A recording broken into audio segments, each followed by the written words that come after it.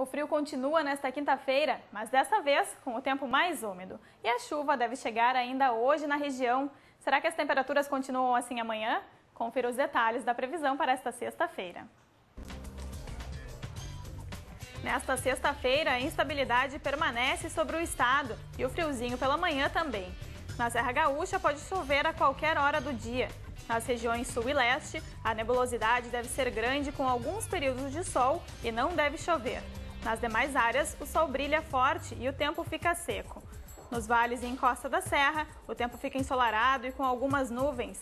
As temperaturas seguem amenas. No Vale dos Sinos, os termômetros marcam entre 8 e 21 graus. Em São Leopoldo, a mínima é de 9 e a máxima atinge os 22 graus. Em Morro Reuter, as temperaturas ficam entre 4 e 16 graus. Em Canela, mínima de 11 e máxima de 19 graus. Em Tramandaí, os termômetros marcam entre 9 e 20 graus. Vale mais educação. O ensino médio no Brasil é hoje marcado por índices preocupantes de evasão e reprovação. Somente no Rio Grande do Sul, 300 mil alunos repetem a cada ano, o que representa 19,9% dos estudantes do ensino médio e coloca o estado como campeão nacional nessa etapa. Para solucionar esse problema, o Conselho Nacional da Educação começa a colocar em prática algumas diretrizes para tornar o ensino mais atrativo. Para nos falar mais sobre métodos de ensino mais atrativos, nós recebemos a professora do curso de Pedagogia da Unicinos, Regina Urmersbach, que também é coordenadora dos estágios em licenciatura da universidade. Olá, tudo bem, professora? Tudo bem. Bom, como nós vimos no bloco anterior, teve uma ideia lá em Novo Hamburgo, que é a questão de mostrar a cidade para os alunos, né? Uma forma um pouco mais atrativa de conhecimento. Como a senhora avalia esse tipo de ensino? Bom, eu acredito que antes de nós dizermos atrativo, eu acho que toda a aprendizagem ela tem que ser significativa. Sim.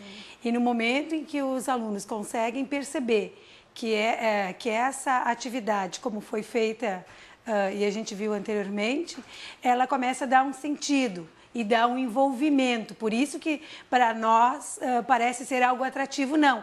É algo envolvente, algo significativo. Bastante positivo, acredito eu. Bom, também essa semana nós mostramos aqui no Vale Mais um ônibus tecnológico de Sapiranga, que leva então esse conhecimento tecnológico para as crianças. Como a senhora avalia essa ida da tecnologia até a sala de aula? Eu acredito que seja uma experiência bastante positiva, não é? Porque nós queiramos ou não, a tecnologia está batendo nas portas, ela está entrando nas casas, as crianças estão tendo essas experiências, o que não encontra em alguns momentos é na escola. Né? Então eu vejo que é algo bem positivo, mas para isso também a escola tem que estar preparada, claro, né? Em termos de material e em termos pessoais também. Sim. E como fazer com que essas ferramentas realmente tragam uma ação positiva? Sabendo como utilizá-las, não é? Dando sentido à utilização, até em alguns momentos como um lazer, não é? Porque quem trabalha com crianças de faixa etária menor, em alguns momentos percebe que ele primeiro precisa explorar aquela ferramenta, claro, depois para fazer o uso adequado que se é dado. Eu acredito que seja uma experiência muito positiva, mas que também tem que ser encarada a sério, não como apenas um momento de lazer. Sim, mas antes de chegar até os alunos, precisa primeiro passar pelos professores, né? Os professores têm que ter essa preparação.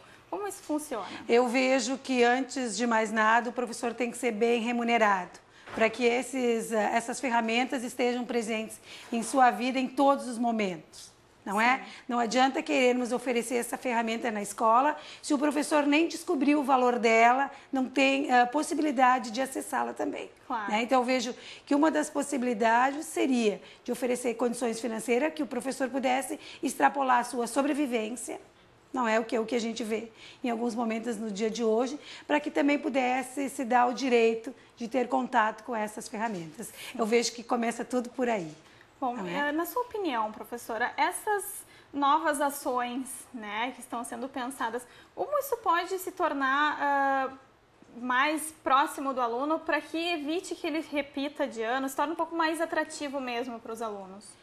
Eu vejo no momento em que nós temos professores comprometidos e muito mais que professores, políticas públicas comprometidas com a aprendizagem. Sim. Né? O que às vezes me magoa um pouco é a gente acreditar que tudo que é público é ruim. Não. Tem escolas públicas, estaduais e municipais fazendo trabalhos belíssimos. Sim. Não é? E com poucos recursos que tem, eu acho que precisa maior seriedade de todos nós, ou seja, políticas públicas e nós como professores também bastante comprometidos. Sim, então na sua opinião é isso que falta para que novos métodos como esse sejam implantados? Não digo novos métodos, mas que tenhamos recursos mínimos para podermos ensinar nos dias de hoje.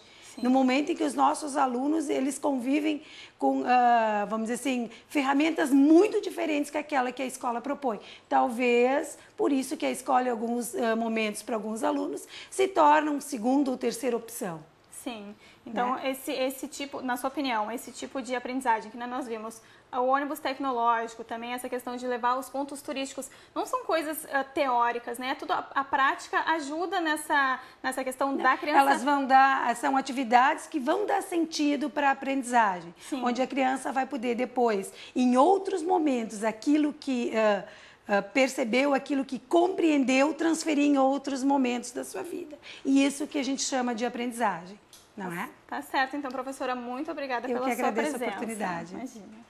E a edição de hoje do Vale Mais fica por aqui. Mande sugestões ou comentários para o nosso e-mail valemais@unicinos.br ou pelo telefone 3590-8740. E lembre-se de acessar as nossas páginas nas redes sociais, facebook.com/tvunicinos e no Twitter siga @tvunicinos. Nós voltamos amanhã ao 12h30. Mais educação, mais informação e mais cultura na região do Vale dos Sinos é aqui no Vale Mais.